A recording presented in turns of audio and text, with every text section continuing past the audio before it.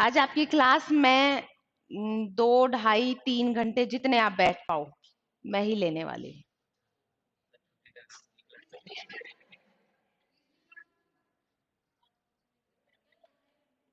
2 घंटे, 3 घंटे जो भी चले, जितनी आप लोगों की कैपेसिटी हो, जितनी आप लोगों की श्रद्धा हो, बैठ सको उतना मैं पढ़ा दूंगी। आज नहीं तो कल अगर ये लोग क्वेश्चंस टाइप कर देते हैं तो मैं आपको सोच रही हूं कि लगभग 300-400 क्वेश्चंस मैं आपको करवा दूं, ऐसा मैं सोच रही हूं। और मैं 300-400 क्वेश्चंस के लिए मुझे आपके 3 से 6 घंटे और लेने पड़ेंगे। उसमें मेरा कोई फायदा नहीं है, फायदा आप ही का है। बिकॉज ये क्वेश्चन का जो पैटर्न होता है थोड़ा सा अलग होता है यहाँ पे, है ना। थोड़ा सा कॉमन सेंस बेस्ड होता है। जो आपने एज इट इज पढ़ा है वो एज इट इज उठा के नहीं आ सकता है, ठीक है। मतलब उसी पे बेस्ड होता है और आप लोग कर लोगे मुझे पता है, लेकिन करवाने के लिए थोड़े से आपको हेल्प की जरूरत पड़ेगी। तो उसी हेल्प के लिए मैं चाह रही थी कि आपके क्वेश्चंस वगैरह अगर टाइप हो जाते तो बहुत ही अच्छी बात है। इन्होंने टाइप नहीं किए तो आज 15-20 क्वेश्चंस करते हैं, जो टॉपिक हमारे बचे हैं वो कंप्लीट करते हैं, है ना। लिखिए, उपलब्धि परीक्षण यानी कि अचीवमेंट टेस्ट।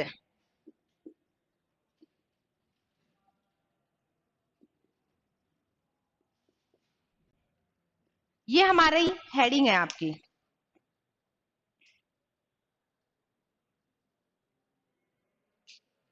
देखो, उपलब्धि परीक्षण मतलब आपका अचीवमेंट टेस्ट, कि आपको क्लास में कितना करवाए। बातें नहीं भाई, एक तो ये होल बहुत बड़ा है, आप थोड़ा सा बोलते हो पूरा गूंजता है, ठीक है।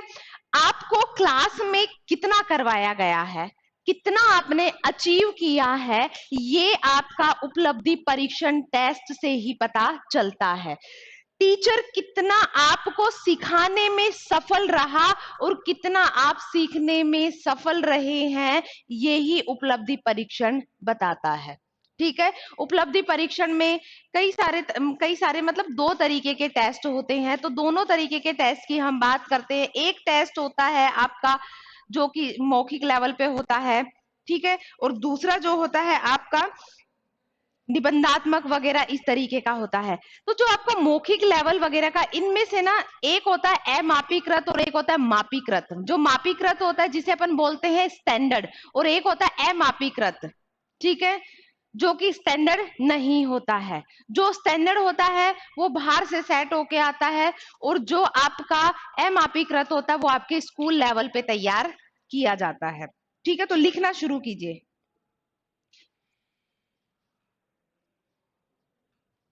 उपलब्धि परीक्षण, उपलब्धि परीक्षण वे परीक्षाएं होती हैं, उपलब्धि परीक्षण वे परीक्षाएं होती हैं जिनकी सहायता से, जिनकी सहायता से, जिनकी सहायता से विद्यालय में पढ़ाए जाने वाले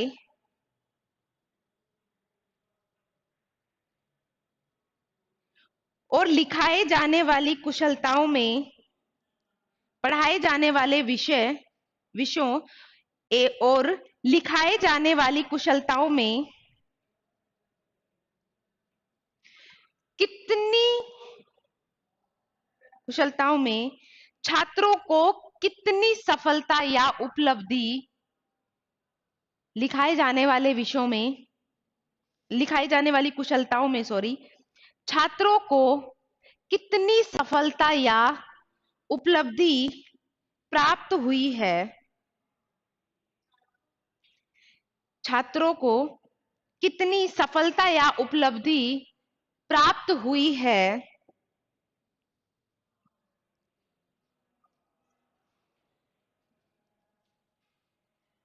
अर्थात जब एक शिक्षक शिक्षण कार्य करवाता है, अर्थात जब एक शिक्षक शिक्षण कार्य करवाता है तो उसके बाद वह,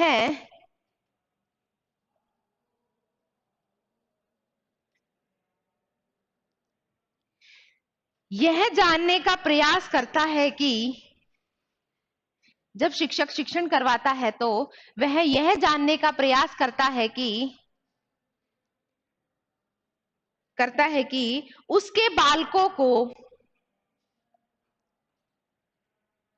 उसके बालकों को आवश्यक सीमा तक उसके बालकों को आवश्यक सीमा तक अधिगम हुआ या नहीं, उसके बालकों को आवश्यक सीमा तक अधिगम हुआ या नहीं,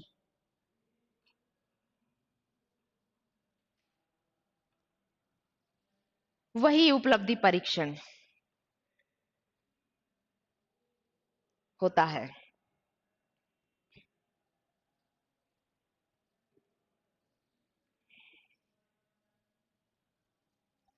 अब पॉइंट बना के लिखिए,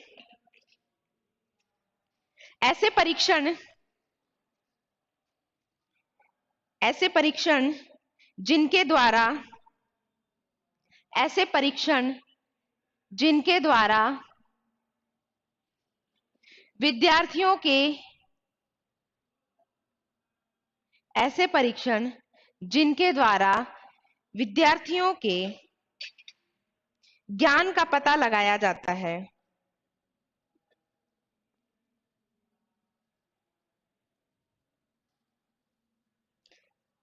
ज्ञान का पता लगाया जाता है परिमाणात्मक परिमाणात्मक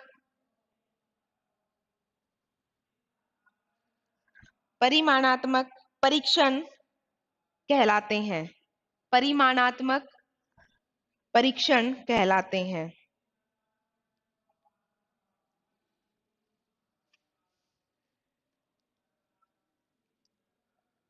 इन्हें, इसी में पॉइंट लिखिए, इन्हें मात्रात्मक इन्हें मात्रात्मक कोमा अध्यापक निर्मित कोमा अध्यापक निर्मित कोमा उपलब्धि एवं निष्पत्ति उपलब्धि एवं निष्पत्ति परीक्षणों के नाम से भी जाना जाता है। उपलब्धि एवं निष्पत्ति परीक्षणों के नाम से भी जाना जाता है।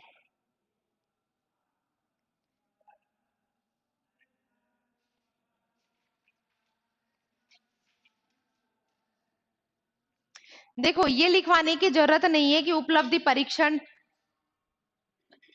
एक पेपर के बेस पे भी हो, एक चैप्टर के बेस पे भी हो सकता है, 2 चैप्टर के बेस पे भी हो सकता है, हाफ सिलेबस के बेसिस पे भी हो सकता है, फुल सिलेबस के बेसिस पे भी हो सकता है। हालांकि हमारे राजस्थान में जो अभी पैटर्न चल रहा है वो FA1 FA2 और वो मतलब SA1 SA2 और SA3 की फॉर्मेट में चल रहा है। मतलब 3 फॉर्मेट में पेपर होते हैं, है ना। मेन सिलेबस का जो पेपर होता है 3 फॉर्मेट में होता है, SA1 SA2 और SA3।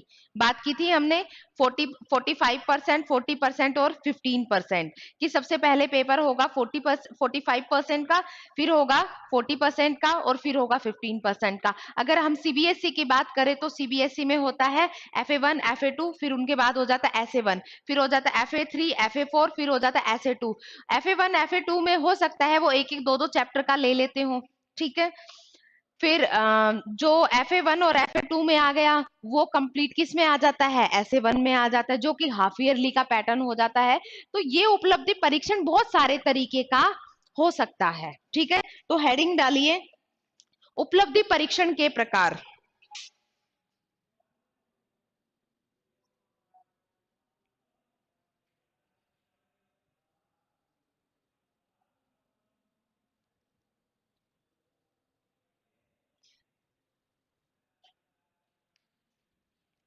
एक तरफ लिख दीजिए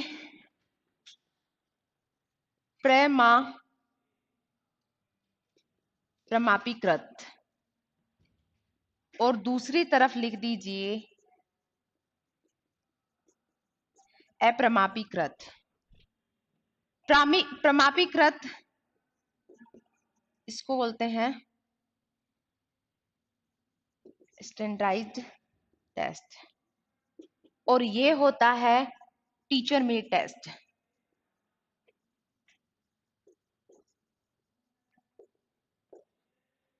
ये होता है स्टैंडर्डाइज्ड टेस्ट,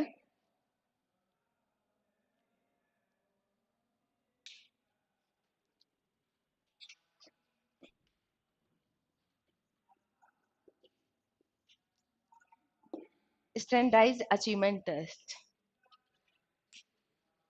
जो प्रमापीकृत है इसी को ही मानकीकृत भी बोला जाता है, इसी को ही, या इसका अन्य नाम है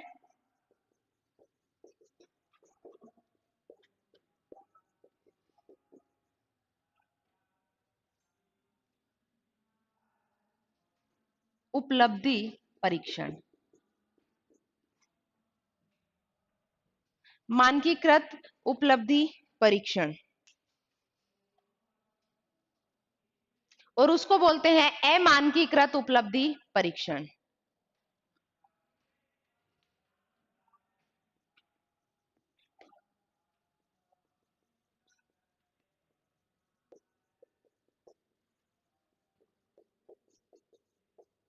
अमानकीकृत उपलब्धि परीक्षण।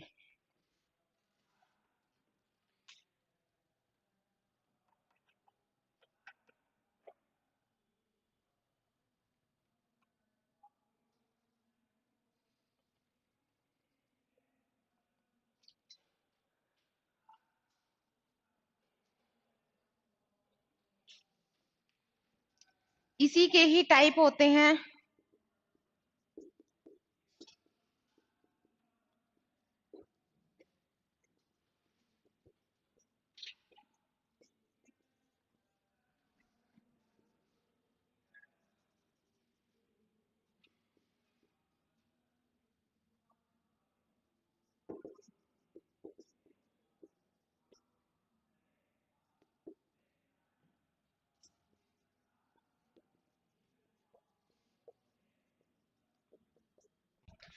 आत्मनिष्ठ।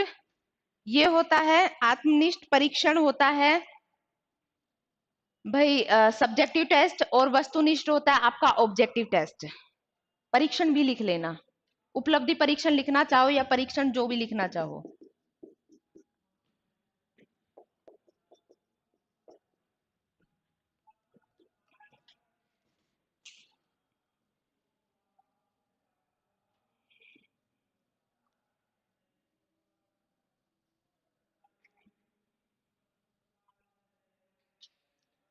आत्मनिष्ठ में आते हैं मौखिक और निबंधात्मक, दोनों हो सकते हैं। सब्जेक्टिव में तो ऑप्शनल बेस्ड आता है।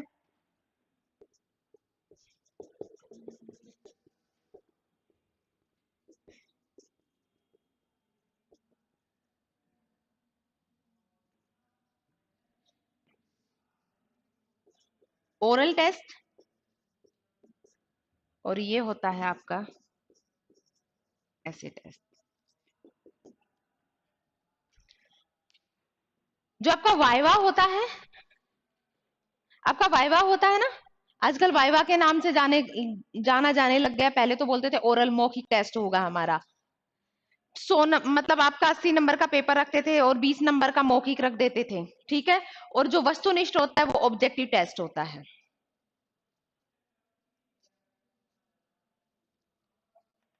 देखिए जो स्टैंडर्डाइज टेस्ट है, ये स्टैंडर्डाइज अचीवमेंट टेस्ट, और एक होता है टीचर मेड टेस्ट।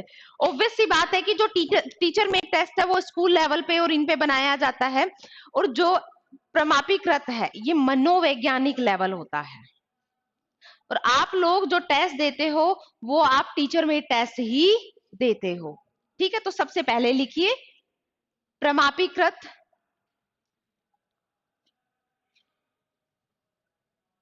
प्रमापीकृत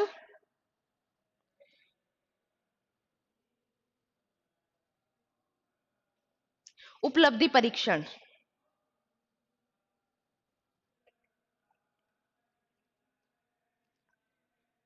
इनका निर्माण मनोवैज्ञानिकों द्वारा किया जाता है। इनका निर्माण मनोवैज्ञानिकों द्वारा किया जाता है।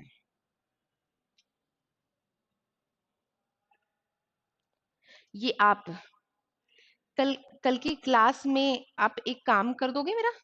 आपके नोट्स बड़े अच्छे बने हुए हैं, इनको आप मुझे कॉपी करवा के ला देना, पैसे मैं ही दूंगी है ना? आप मुझे कॉपी करवा के। छोड़ा हुआ है?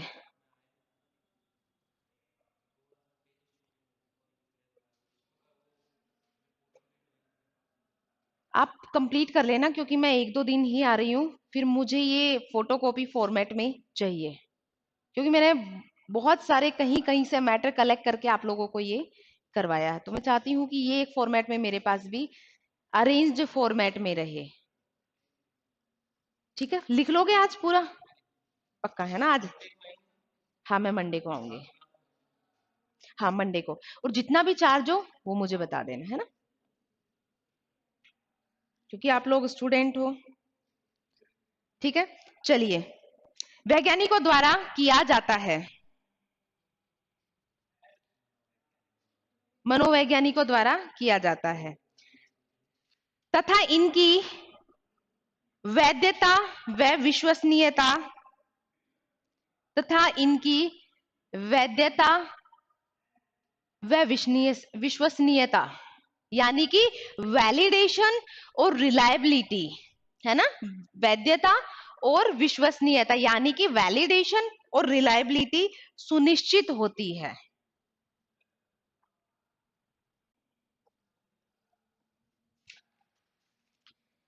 जैसे जैसे टर्मन का जैसे टर्मन का बुद्धि लब्धि जैसे टर्मन का जैसे टर्मन का बुद्धि लब्धि परीक्षण जैसे टर्मन का बुद्धि लब्धि परीक्षण पीटर व पीटर व पीटर व सैलावे का पीटर व सैलावे का पीटर व सैलावे लिख लो। पीटर व सैलावे का संवेगात्मक बुद्धि परीक्षण संवेगात्मक बुद्धि परीक्षण लिखना है। संवेगात्मक बुद्धि परीक्षण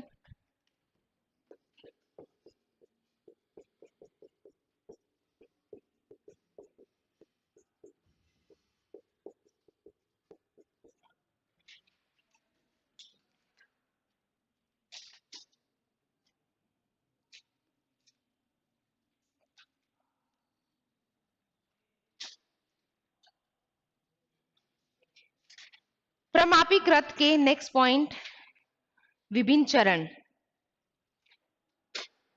प्रमापीकृत के विभिन्न चरण प्रमापीकृत के विभिन्न चरण ये आपका पूरा रजिस्टर भर गया? और भी कोई सब्जेक्ट लिखा हुआ है इसमें? ओके। प्रमापीकृत के विभिन्न चरण मेरे हिसाब से 30-40 पेज ही बन रहे होंगे ना? बहुत ज्यादा है।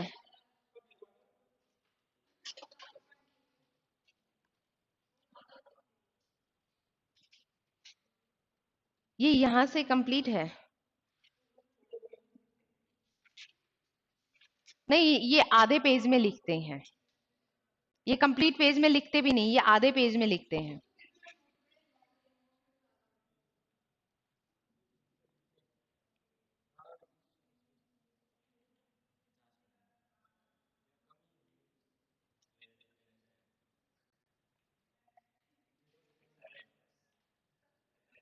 कंप्लीट नोट्स हैं। जिसके भी कंप्लीट नोट्स हो एक बार डिस्कस करके मुझे जरूर प्रोवाइड करवा देना, ठीक है? क्योंकि मेरे पास तो ये है और इसमें कंप्लीट है। ठीक है, ये मेरे तरीके से लिखे हुए हैं, मैं चाहती हूँ कि एक अरेंज फॉर्मेट में हो।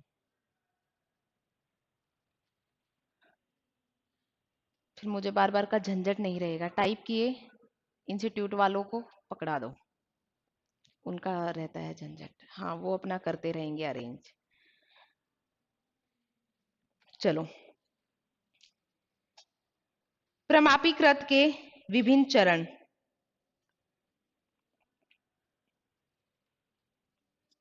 लिखिए सबसे पहला, परीक्षण की योजना बनाना। परीक्षण की योजना बनाना। सेकंड, परीक्षणों की परीक्षण की योजना बनाना। सेकंड, प्रश्नों की रचना करना। प्रश्नों की रचना करना। थर्ड, प्रश्नों का चयन करना। प्रश्नों का चयन करना। फोर्थ, परीक्षण का मूल्यांकन करना। भाई सबसे पहले क्या बनाया जाता है कि कब कैसे क्या क्या टेस्ट होंगे, फिर आपके लिए क्वेश्चन पेपर रेडी किया जाता है। मतलब भाई क्वेश्चन पेपर का फॉर्मेट कैसा होगा, 10 वो 2-2 नंबर के क्वेश्चन होंगे, फिर 5-5 नंबर के होंगे, इस तरीके से। ठीक है, फिर उसके बाद क्या किया जाता है, आपके लिए क्वेश्चन सेलेक्ट किए जाते हैं और क्वेश्चन सेलेक्ट करवाने के बाद फिर आपका इवेल्युएशन होता है, उनकी मार्किंग की जाती है। ठीक है, नेक्स्ट लिखिए, अप्रमापीकृत परीक्षण।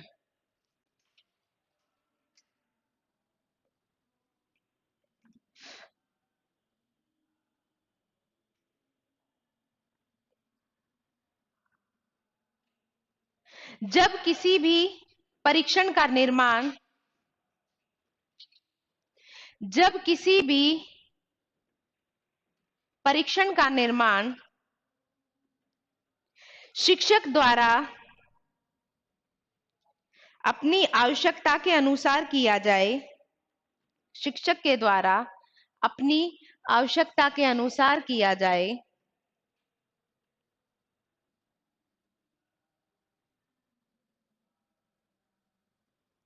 तो इसे अप्रमापीकृत परीक्षण कहते हैं।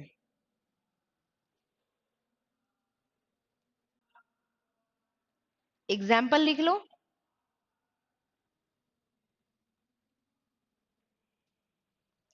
जैसे कक्ष में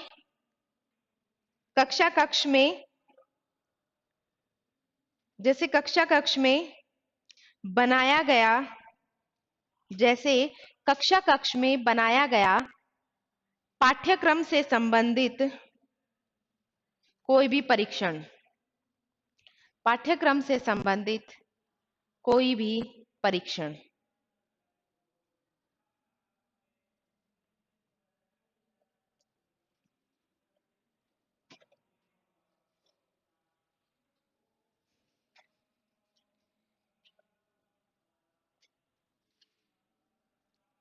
इसे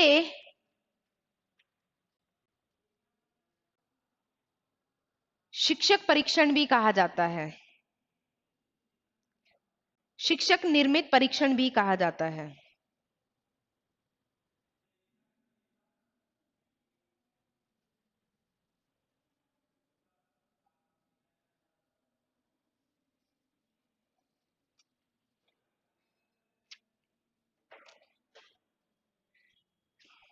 नेक्स्ट पॉइंट, इस प्रकार के परीक्षणों द्वारा छात्रों के इस प्रकार के परीक्षणों द्वारा छात्र के अधिगम का उचित मूल्यांकन नहीं किया जा सकता। इस प्रकार के परीक्षणों द्वारा छात्रों के अधिगम का उचित मूल्यांकन नहीं किया जा सकता।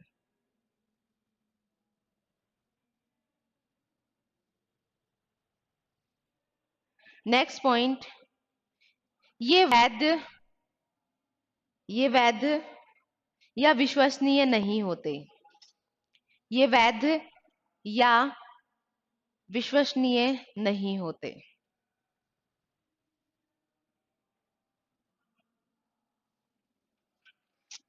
एलिस महोदय के अनुसार मतलब ये सिर्फ और सिर्फ बच्चे की वो शिक्षक अपनी आवश्यकता के अनुसार करता है, इसमें विश्वसनीयता और वैलिडेशन नहीं होता। मतलब ये एक स्टैंडर्ड मानक सेट नहीं होता है, क्योंकि आपके जब भी पेपर तैयार किए जाते हैं उसमें मनोवैज्ञानिकों की सहायता अवश्य ली जाती है कि भाई पेपर का स्टैंडर्ड ऐसा कुछ होना चाहिए कि उसे 50% पेपर को तो हर कोई ही सॉल्व कर पाए। और टीचर की मर्जी है भाई, टीचर को अगर आपको ठोकना है ना तो वो कुछ भी दे देगा, उसके लिए कोई स्टैंडर्ड नहीं होता है, टीचर की मर्जी होती है। और टीचर के को चाहिए अपना सेटिस्फेक्शन, तो वो आपको इजी दे देगा, क्योंकि टीचर मनोवैज्ञानिक नहीं है। ठीक है, तो एलिस महोदय के अनुसार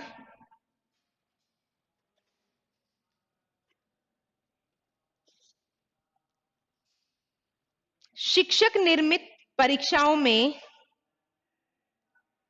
शिक्षक निर्मित परीक्षणों में शिक्षक निर्मित परीक्षणों में बहुधा, कहीं लैग कर गए हो, शिक्षक निर्मित परीक्षणों में बहुधा कम विश्वसनीयता होती है। मतलब ये कहना चाह रहा है कि जो शिक्षक निर्मित पेपर होता है, टेस्ट पेपर होता है, उसमें विश्वसनीयता ज्यादातर क्या रहती है, कम रहती है। बहुधा विश्वसनीयता कम रहती है। तो अब एक तरफ लिख दो प्रमापीकृत परीक्षण और एक तरफ लिख दो अप्रमापीकृत, इन्हें कंपेयर कर दो थोड़ा सा।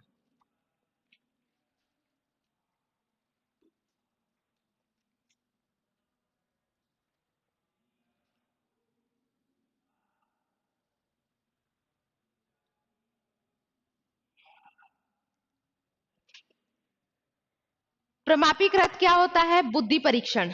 प्रमापीकृत में लिखो, प्रमापीकृत में लिखो बुद्धि परीक्षण। प्रमापीकृत में लिखो बुद्धि परीक्षण। क्या होता है भाई, प्रमापीकृत में बुद्धि का परीक्षण होता है, क्योंकि ये मनोवैज्ञानिकों द्वारा सेट किया जाता है। तो लिख दो प्रमापीकृत में बुद्धि परीक्षण, और अप्रमापीकृत में लिख दो प्रश्नावली पद्धति। क्या होती है, अप्रमापीकृत में लिख दो प्रश्नावली पद्धति।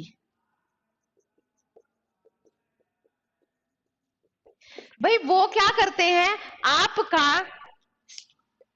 मतलब वो क्या बोलते हैं, आपका चैप्टर टू चैप्टर टेस्ट लेते रहते हैं ताकि आपको वो चीजें याद होती रहे। तो ये प्रश्नावली के आधार पर होता है, और वो किस पे होता है, वो बुद्धि का परीक्षण होता है, वो स्टैंडर्ड होता है, वो सभी के लिए होता है। आज मैं यहाँ पे आपका टेस्ट ले लूं तो वो क्या हो जाएगा, अप्रमापीकृत हो जाएगा, वो टीचर मेड टेस्ट हो जाएगा। बातें नहीं भाई, पीछे बैठ जाओ। क्या हो जाएगा, वो अप्रमापीकृत हो जाएगा। और अगर वही टेस्ट जो आपका कॉमन होता है, ऐसे वन वगैरह जो आपके स्टैंडर्ड सेट किए जाते हैं सभी के लिए एक साथ होता है, वो आपका स्टैंडर्ड टेस्ट हो जाता है। ठीक है, तो नेक्स्ट पॉइंट लिखिए, प्रमापीकृत में व्यक्तित्व परीक्षण। प्रमापीकृत में लिखिए व्यक्तित्व परीक्षण।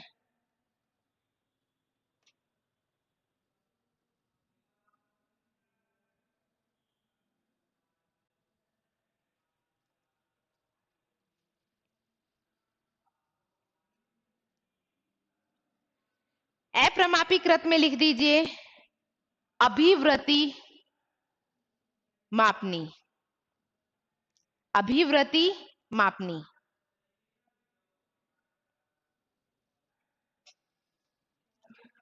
अभिवृत्ति मापनी। अभिवृत्ति मापनी। नेक्स्ट पॉइंट, प्रमापीकृत में लिख दीजिए निष्पत्ति या उपलब्धि परीक्षण। निष्पत्ति या उपलब्धि परीक्षण। निष्पत्ति या उपलब्धि परीक्षण। जबकि अप्रमापीकृत में लिख दीजिए साक्षात्कार पद्धति। साक्षात्कार पद्धति मतलब आपका इंटरव्यू फॉर्मेट हो जाता है उसके अंदर।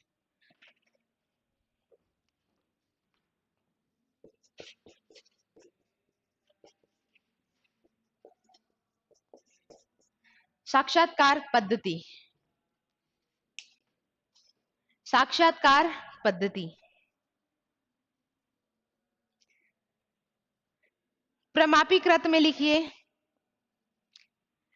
रुचि परीक्षण, क्योंकि भाई रुचि को ध्यान में रखकर बनाया जाता है ना। मनोवैज्ञानिक में तो आपके व्यवहार की, आपकी रुचि की, आपका कितना उस चीज में इंटरेस्ट है, आप कितना उसे व्यवहार में ला पा रहे हैं, ये सभी चीजें देखी जाती है। तो लिखिए प्रमापीकृत में रुचि परीक्षण, प्रमापीकृत में लिखिए रुचि परीक्षण, और अपरिमापीकृत में लिखिए निरीक्षण पद्धति। आपको एनालाइज किया जाता है सिर्फ।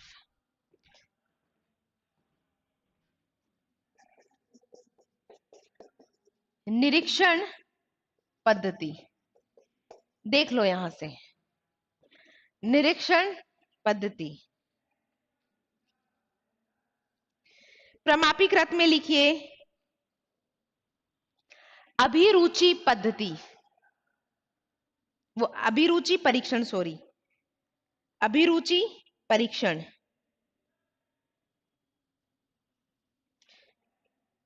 अभिरुचि परीक्षण। और अप्रमापीकृत में लिख दीजिए व्यक्ति इतिहास विधि, अप्रमापीकृत में लिख दीजिए व्यक्ति इतिहास विधि।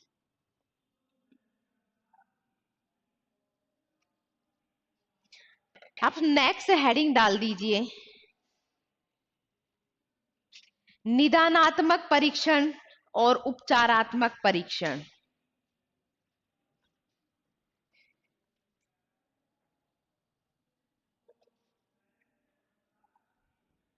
डायग्नोस्टिक एंड रिमेडियल टेस्ट,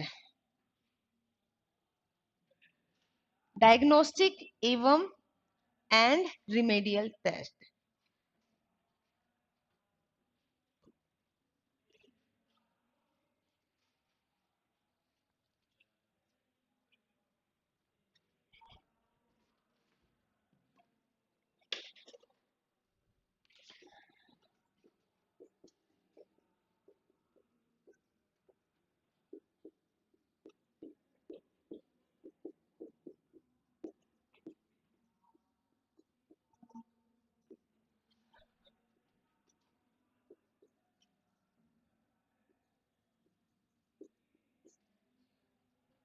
ये कहीं कहीं पे आपको डायग्नोस्टिक और कहीं कहीं पे आपको डायग्नोस्टिक लिखा हुआ मिलेगा।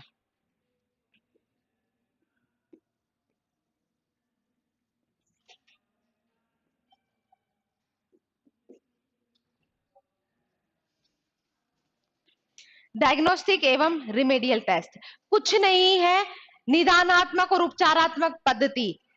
जैसे डॉक्टर सबसे पहले आपके रोग का पता लगाता है, उसी को क्या बोला जाता है, डायग्नोस। ऐसे बोलते हैं ना कि ये डिजीज डायग्नोस हुई है, डायग्नोस का मतलब पता चली है, मतलब आपकी समस्या का पता लगाना निदानात्मक, और उसका सॉल्यूशन करवाना, उसके अनुसार आपको पढ़ाना, आपको सिखाना कि आपकी उस समस्या का समाधान हो जाए, वही क्या होती है, उपचारात्मक या रिमेडियल।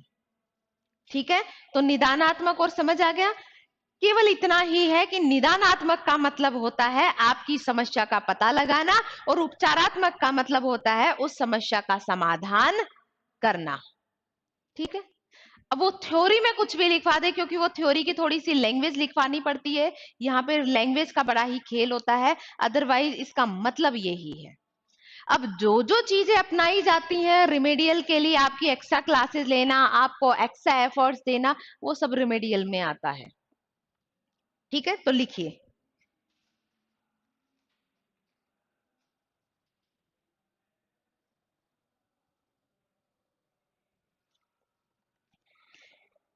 सबसे पहले लिखिए निदानात्मक परीक्षण।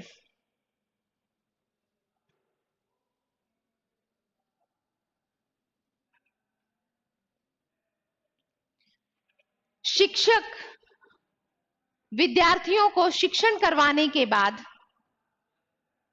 शिक्षक निदानात्मक में विद्यार्थियों को शिक्षण करवाने के पश्चात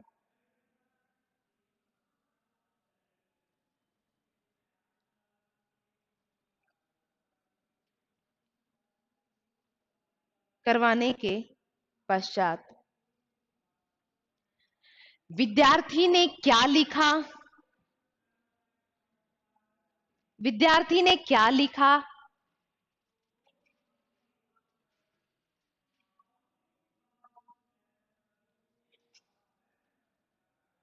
क्या सीखा,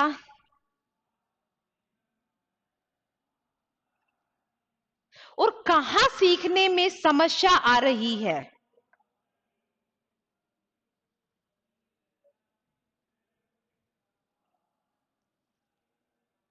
कहां सीखने में समस्या आ रही है का पता, का पता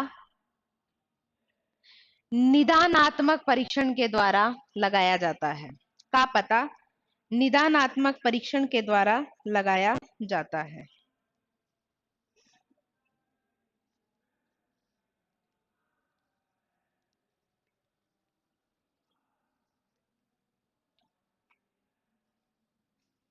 ठीक है, नेक्स्ट लिखिए उपचारात्मक परीक्षण।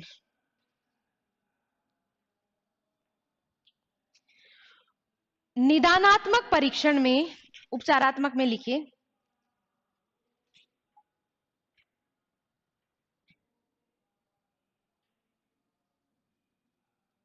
निदानात्मक परीक्षण में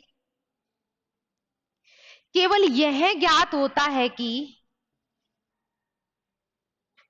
निदानात्मक परीक्षण में केवल यह ज्ञात होता है कि किस किस बिंदु पर,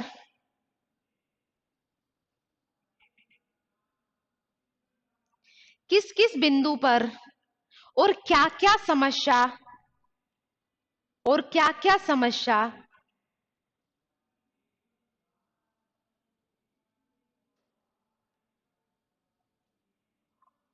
है, किस किस बिंदु पर और क्या क्या समस्या है, इन समस्याओं के समाधान के लिए उपचारात्मक परीक्षण होता है। इन समस्याओं के समाधान के लिए उपचारात्मक परीक्षण होता है।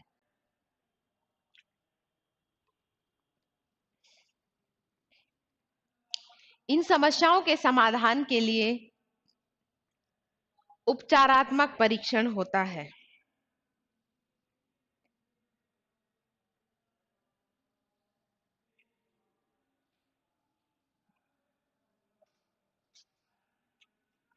उपचारात्मक शिक्षण का, उपचारात्मक शिक्षण का पाठ योजना में, उपचारात्मक शिक्षण का पाठ योजना में कोई लिखित विवरण, कोई लिखित विवरण या ब्यौरा नहीं होता है। या ब्यौरा मतलब उसकी लिखित में कोई इंफॉर्मेशन नहीं होती है, विवरण या ब्यौरा, या ब्यौरा, लिखित विवरण या ब्यौरा नहीं होता है। यहां तक थे आपके ये वाली चीज है। अच्छा, एक चीज जो मुझे आपको करवानी है, बाल विकास। मैंने एनालाइज किया कि क्वेश्चंस बाल विकास पे बेस्ड होते हैं। हमें बाल विकास एक बहुत ह्यूज, बहुत वास्ट चैप्टर है, हमें नहीं जाना है। बस हमें ये पता होना चाहिए कि विकास क्या होता है, वृद्धि क्या होती है, दोनों में डिफरेंस पता होना चाहिए। और हमें ये पता होना चाहिए कि विकास कितने प्रकार का होता है। एक शारीरिक विकास होता है आपका, एक सामाजिक विकास होता है आपका, एक भावनात्मक विकास होता है आपका। तो ये सारे क्या हैं आपके, एक वो क्या बोलते हैं आपका,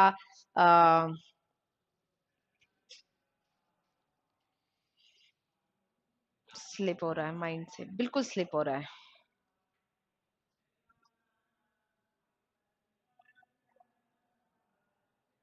संवेगात्मक बोल दिया, संवेगात्मक विकास।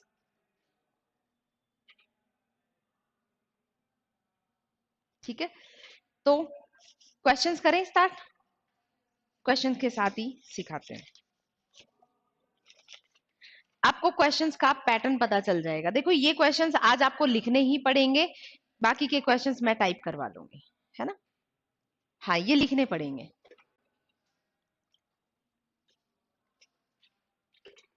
एक्चुअली क्या है, ये थोड़ा सा बाल विकास से रिलेटेड ही है, ठीक है। कोई ज्यादा क्वेश्चन नहीं है, 12-13 क्वेश्चन ही हैं।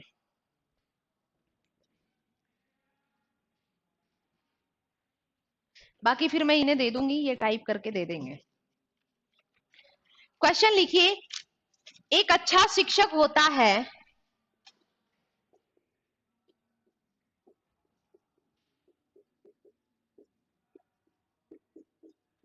मतलब जो चीजें अभी तक आपको पढ़ाई गई हैं वो आपकी समझ डेवलप करने के लिए उनमें से डायरेक्ट क्वेश्चन कम पूछे जाते हैं, उन पे बेस्ड होते हैं। विद्यार्थियों की जिज्ञासाओं का पोषण करना,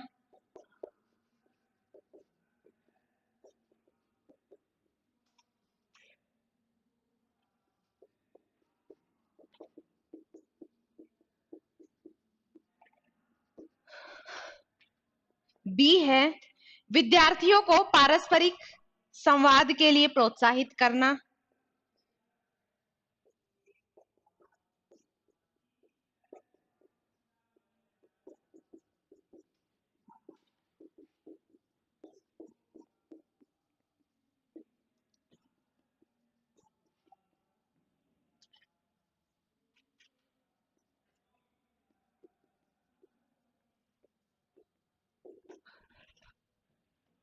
सी है विद्यार्थियों को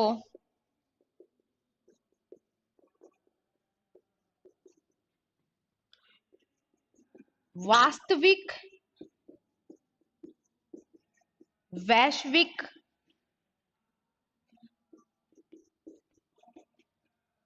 परिस्थितियों में सम्मिलित करता है, और डी उपयुक्त सभी। इस तरीके के आपके क्वेश्चंस होने वाले हैं। एक अच्छा शिक्षक होता है जो विद्यार्थियों की जिज्ञासा का पोषण करता है। भाई, अगर विद्यार्थियों में जिज्ञासा बनी रहेगी तो उसकी रुचि बनी रहेगी, है ना। क्लास का एनवायरमेंट, हमने बात की थी कि क्लास का एनवायरमेंट कुछ ऐसा होना चाहिए कि स्टूडेंट के अंदर जिज्ञासा रही कि अब आगे क्या होगा, कैसे हुआ, क्यों हुआ ये चीज, कब, क्यों, कैसे, इन सब का उसे जवाब मांगने की इच्छा होनी चाहिए। आप उसे रुचिपूर्ण ढंग से करवाएंगे तभी बच्चा क्या बनेगा, जिज्ञासु बनेगा। तो जिज्ञासा आपकी उत्पन्न करना किसका कार्य होता है, शिक्षक का कार्य होता है। बिल्कुल सही है। विद्यार्थियों को पारस्परिक संवाद के लिए प्रोत्साहित करना, मतलब आपस में बातचीत, मतलब आपस में चीजों को डिस्कस करने के लिए, एक तरीके से ग्रुप डिस्कशन के लिए प्रोत्साहित करना।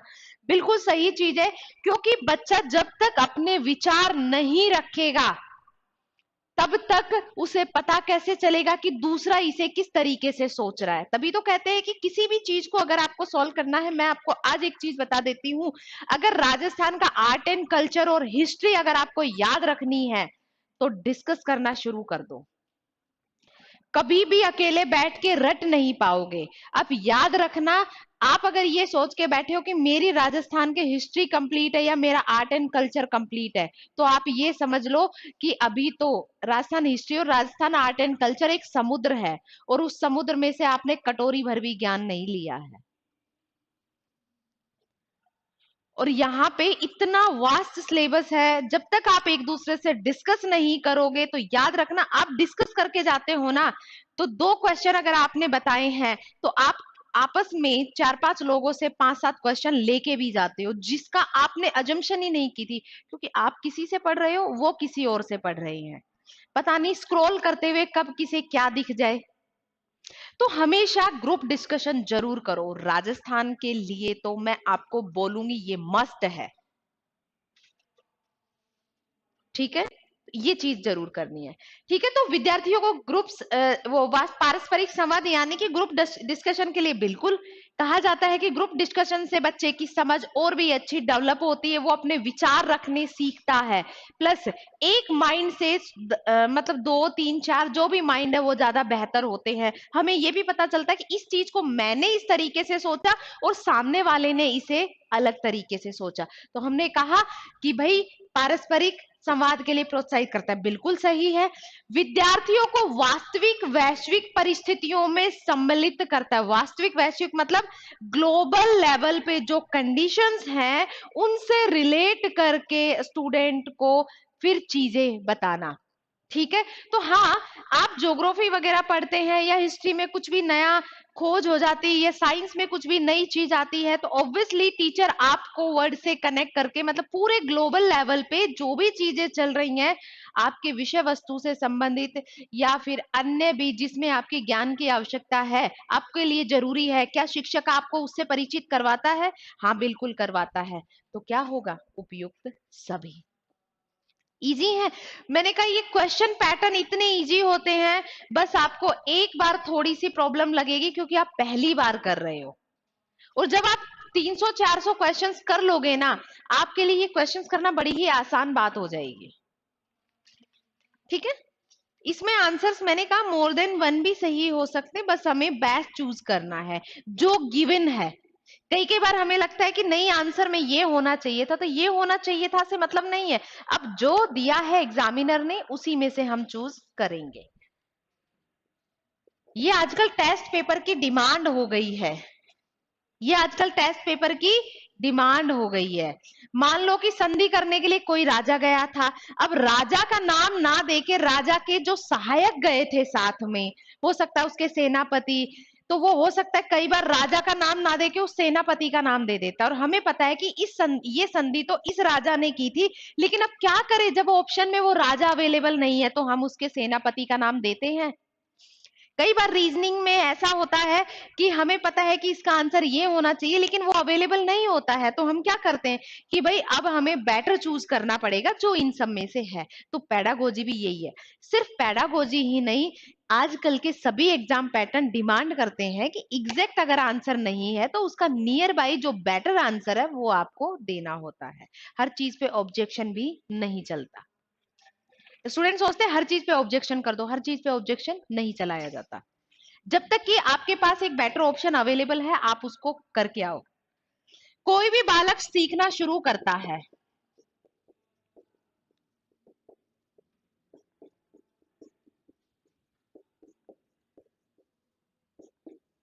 कोई भी बालक सीखना शुरू करता है, मैंने बोल दिया ए में, जब उसे विद्यालय में प्रवेश दिलाया जाता है,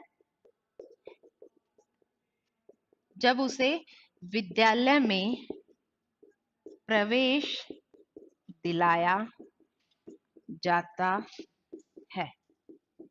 बी, जब बोलना शुरू करता है, जब बोलना शुरू करता है। सी, जब वह घर से बाहर निकलता है।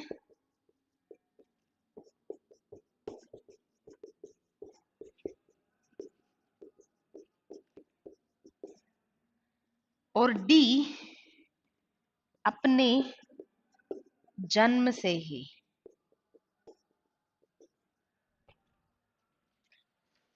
प्रवृत्तियां बताई थी कि जन्म से ही मनुष्य में मूल प्रवृत्तियां होती है, इंस्टिक्ट होते हैं।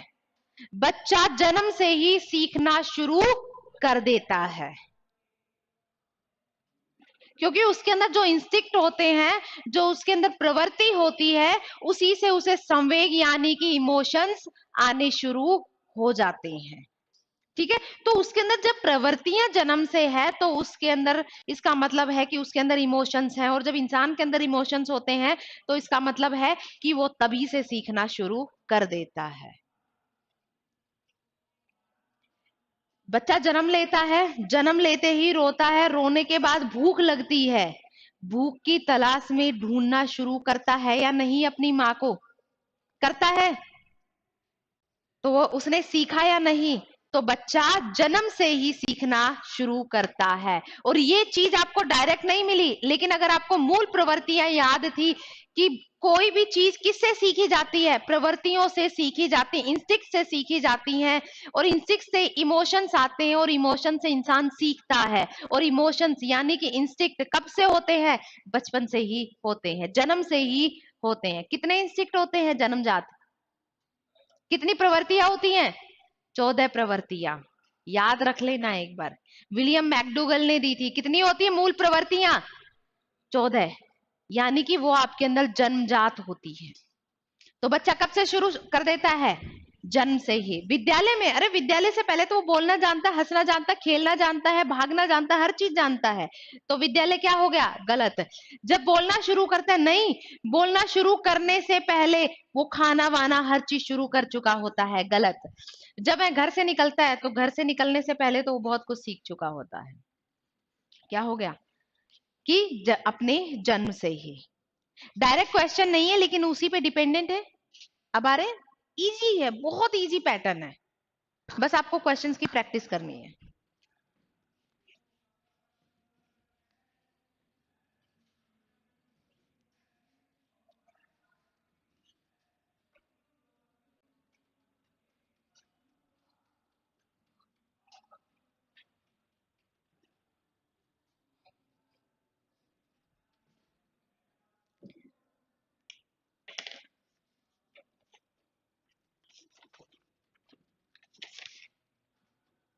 एक बालक सामाजिक रूप से पूर्णतः विकसित माना जाएगा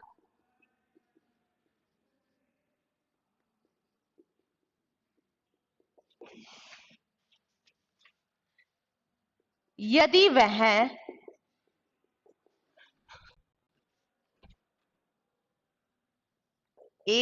विभिन्न प्रकार के व्यक्तियों के साथ व्यवहार करना जानता है। विभिन्न प्रकार के व्यक्तियों के साथ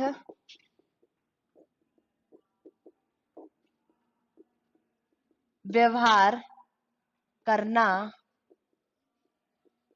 जानता है। बी, अपने साथियों के बीच लोकप्रिय नहीं है। अपने साथियों के बीच लोकप्रिय नहीं है। सी, अपने परिवार के साथ स्वस्थ संबंध नहीं रखता है। डी, वह अपना अधिकांश समय कंप्यूटर पर व्यतीत करता है। तो बताइए। हाँ, एक बालक सामाजिक रूप से पूर्णतः विकसित माना जाएगा यदि वह विभिन्न प्रकार के व्यक्तियों के साथ व्यवहार करना जानता है। सेकंड, अपने साथियों के बीच लोकप्रिय नहीं है। सी, अपने परिवार के साथ स्वस्थ संबंध नहीं रखता है। डी, वह अपना अधिकांश समय कंप्यूटर पर व्यतीत करता है। तो मैं आपको सबसे पहले बता दूं, अपने साथियों के बीच लोकप्रिय नहीं है, तो ये तो पहले ही क्या हो गया? नेगेटिव। अपने परिवार के साथ स्वस्थ संबंध नहीं रखता, क्या हो गया? नेगेटिव। एक बालक का अपने साथियों के बीच में उसकी जान पहचान अच्छी होनी जरूरी होती है कि वो अपने साथियों के साथ अच्छे से इंटरेक्ट कर पाता है। उसके परिवार के साथ स्वस्थ संबंध मतलब उसके अच्छे रिश्ते होने चाहिए। चिड़चिड़ा, क्रोध वाला, गुस्से वाला, हर समय रोने वाला, चिल्लाने वाला या युद्ध प्रिय, युयुत्सा वाला नहीं होना चाहिए। ठीक है, वह अपना अधिकांश समय कंप्यूटर पर व्यतीत करता हो, ये बिल्कुल गलत चीजें ही हैं। तो बचा क्या? विभिन्न प्रकार के व्यक्तियों के साथ, हाँ, एक बालक पूर्णतः विकसित तभी माना जाएगा जब उसे पता हो कि उसे छोटों के साथ कैसे व्यवहार करना है, बराबर वालों के साथ कैसे व्यवहार करना है, बड़ों को कैसे बोलना है, कैसे उनके साथ व्यवहार करना है, तभी बालक क्या होता है? पूर्णतः विकसित माना जाता है। इजी है क्वेश्चंस, समझ आ रहे हैं? बस ऐसे ही क्वेश्चंस होते हैं। क्या हुआ, कुछ बोल रहे हो?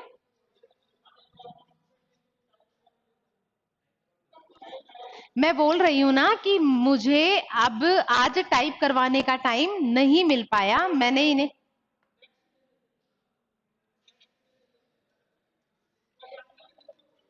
कभी आगे दे देना। मैं सोच रही कि आज 2-4 क्वेश्चंस कर लेते हैं और इससे संबंधित, चलो बाल विकास टॉपिक कर ले, बाल विकास टॉपिक कर लो, तो क्योंकि वो यहीं से समझ आएगा बाल विकास। ठीक है, हाँ 13 ही क्वेश्चन है, थोड़ा सा ना आपका माइंड ऐसे हो जाता कि आप चीजों को समझ पाते। ठीक है, कोई नहीं, बाल विकास शुरू कर लो आप। ये बाल विकास से संबंधित क्वेश्चंस ही हैं। हेडिंग डाल लो बाल विकास।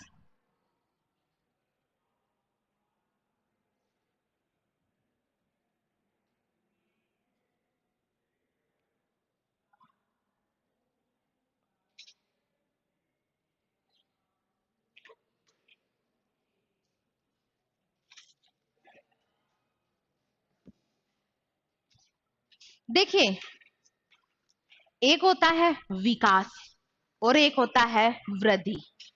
हाँ नहीं, बाल विकास वही वही विकास ही होता है। एक होता है विकास और एक होता है वृद्धि। विकास में वृद्धि जो है वो विकास का ही एक भाग है। वृद्धि किसका भाग है? विकास का ही भाग होता है। वृद्धि का मतलब होता है आपकी शारीरिक वृद्धि होना, आपकी शारीरिक वृद्धि होना, आपके स्ट्रक्चर में, आपके स्ट्रेंथ में, इनमें चेंजेस आना, ये क्या होती है? आपकी विकास होता है ना? वो सॉरी, वृद्धि होती है। ये क्या होती है? आपकी वृद्धि होती है, आपकी ग्रोथ होती है। ठीक है, और विकास क्या होता है? आपका मानसिक रूप से, आपका सामाजिक रूप से, आपका इमोशंस के रूप में विकास होना, ये क्या होते हैं? आपके विकास होते हैं। ठीक है, ये क्या होते हैं? आपके विकास होते हैं। तो इंसान का शारीरिक वृद्धि के साथ साथ मानसिक विकास होना जरूरी है। मैं अगर बात करूं तो क्या आपकी शारीरिक वृद्धि को नापा जा सकता है? माप सकते हैं हम, लंबाई को, चौड़ाई को, वजन को, हर चीज को माप सकते हैं। लेकिन जो विकास है वो एक व्यापक पैमाना है। विकास क्या है? एक व्यापक पैमाना है जिसके अंदर वृद्धि और आप मतलब आपकी क्वालिटी और क्वांटिटेटिव चेंजेस दोनों ही आते हैं। मतलब उसके अंदर आपका मानसिक प्लस शारीरिक दोनों ही विकास आते हैं। तो उसे मापना संभव नहीं है, उसे पूर्ण रूप से नहीं मापा जा सकता, उसे पूर्ण रूप से नहीं मापा जाता। तो विकास की बात करूं तो विकास में क्वालिटेटिव और क्वांटिटेटिव दोनों ही आते हैं। और अगर वृद्धि की बात करूं तो वृद्धि केवल क्वांटिटेटिव आता है। क्या होता है? केवल क्वांटिटेटिव। अगर विकास के लिए क्वालिटेटिव और क्वांटिटेटिव दोनों दे रखे हैं तो एक और ऑप्शन दिया हुआ होगा ए और बी दोनों। और अगर नहीं दे रखे हैं तो आप विकास के लिए प्रायोरिटी दोगे क्वालिटेटिव को। किसको दोगे? क्वालिटेटिव को। ठीक है, तो लिखवाऊं? तो बिल्कुल सिंपल है, इसके अंदर कुछ खास है ही नहीं। लिखिए,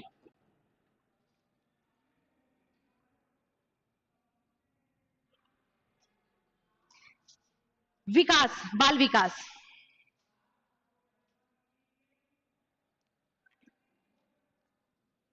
और इसमें हम बात कर रहे हैं ग्रोथ एंड डेवलपमेंट की, वृद्धि एवं विकास की।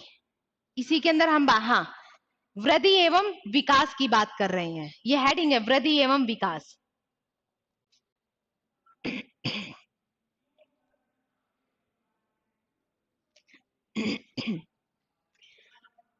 इंसान शिक्षण करता है, मतलब जो शिक्षा की प्रक्रिया है, शिक्षा ग्रहण करने की जो प्रक्रिया है, क्या वो निरंतर चलती रहती है? क्या वो निरंतर चलती है? तो जब इंसान की शिक्षा ग्रहण करने की प्रक्रिया निरंतर चलती है, तो उसके विकास की प्रक्रिया भी निरंतर चलती रहती है, क्योंकि मानसिक विकास की कोई सीमा नहीं होती है। तो लिखिए, विकास एक एक विकास एक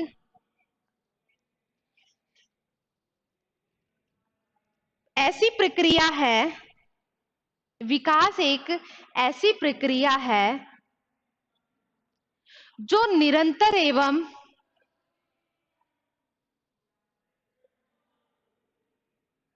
सतत चलती रहती है,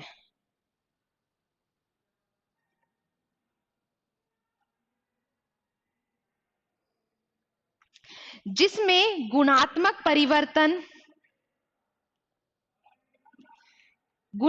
परिवर्तन यानी कि क्वालिटेटिव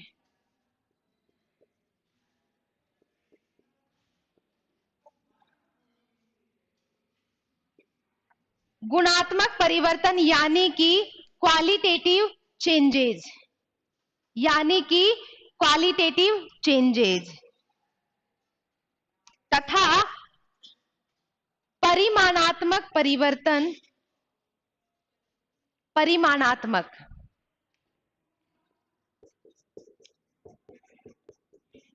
परिमाणात्मक परिवर्तन यानी कि क्वांटिटेटिव चेंजेस, दोनों सम्मिलित हैं।